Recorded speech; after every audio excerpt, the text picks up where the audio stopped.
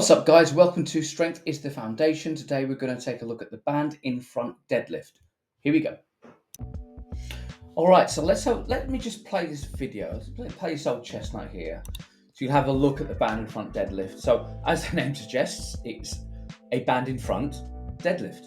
Okay, and it's designed to help that bar stick to. When I coach, I say, right, get that bar to stick to your legs. Yeah, so that it stays put.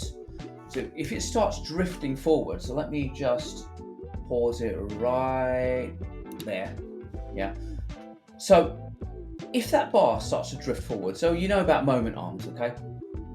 And a moment arm is the distance between the fulcrum and the load. That's the load, obviously, the bar. The fulcrum is the hips, so that we're moving about the hips. So if this bar moves forward, like just a few inches forward, that moment arm here will increase. Now, that's a tiny lightweight, so that's not an issue for me. But if that was a heavy weight, so imagine, right, the band isn't there, you're doing a normal deadlift, and that is a substantial weight, you're doing a heavy double, triple, whatever it is, and that bar starts to drift outside or drift forward, there'll be more strain on your lower back, so you can actually get yourself into quite a lot of trouble there. It will really be so much harder to lift as well, so you'll make it more difficult than it needs to be if that bar starts to move around. So that the bar needs to be as close to you as possible, so you can apply the most amount of force through the ground to get that bar up off the floor. Let's just run that back again so we can play it again. So how do we do it? So how do we set this thing up? Let's just put it back here. Stop it right there. Okay, as you can see, I've looped it. Yes, I've looped it around that dumbbell here, and then with that barbell, let's just here, so you can see that better. Before I put those weights on, what I did is I just got the other end of the band and just threaded it through on there, because obviously I can't do the same knot here on that side as well, because it can only work one way. So it's easier to make sure so grab a heavy dumbbell, or if you've got something like if there's a rack in front of you, a power rack or something you can attach it to, that would be great. Use that as well, or anything which is a sturdy object that isn't going to move. This works just fine. It's a 58 kilo dumbbell. It's right against the end of that platform. It's not going to go anywhere, and it's looped around here, as you can see. And as I said, before the weights went on, I just got this end of the band, and I threaded it through the barbell here, and then put the weights on. The next thing is that it's the band tension, or the type of band that you use. This is a relatively light band. It's not like one of those super thick bands that you would use to do banded distraction from your hips, for example.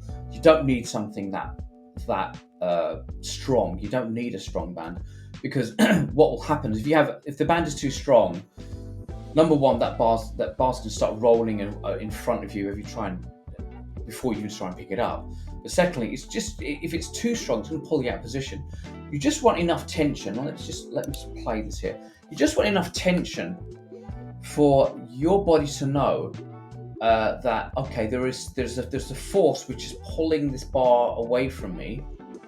I need to counteract that force by activating the relevant muscles, i.e. these lats. Yeah.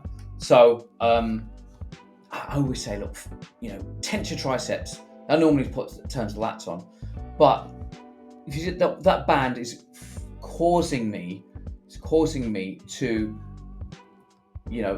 engage my lats, switch my lats on, whichever way you want to paint it.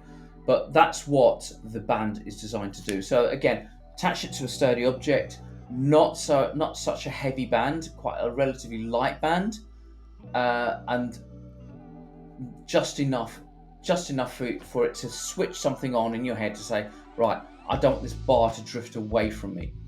In terms of the load that you use, obviously this is a demo video, so that's not a very heavy weight for me. But you probably want to work with a weight that's going to give you an RPE6. The idea of this is technique work, okay? So whenever we do technique work, we need to emphasize that we're trying to get better at lifting. We're not trying to break world records. So there's no point in putting so much weight on there. You don't be using the same weight that you would use on your main deadlift day, your main strength day. I mean, that'd be nuts. You don't do that. So what you want to be doing is you want to put a weight on there which is probably RP 6 or 7, okay? Because we're trying to get better at this lift. We're trying to learn how to switch those lats on so that bar stays put. It doesn't start moving around anywhere. Yeah, we want that bar to stay put. So keep your RPE nice and modest. Yeah. So you don't want to put it.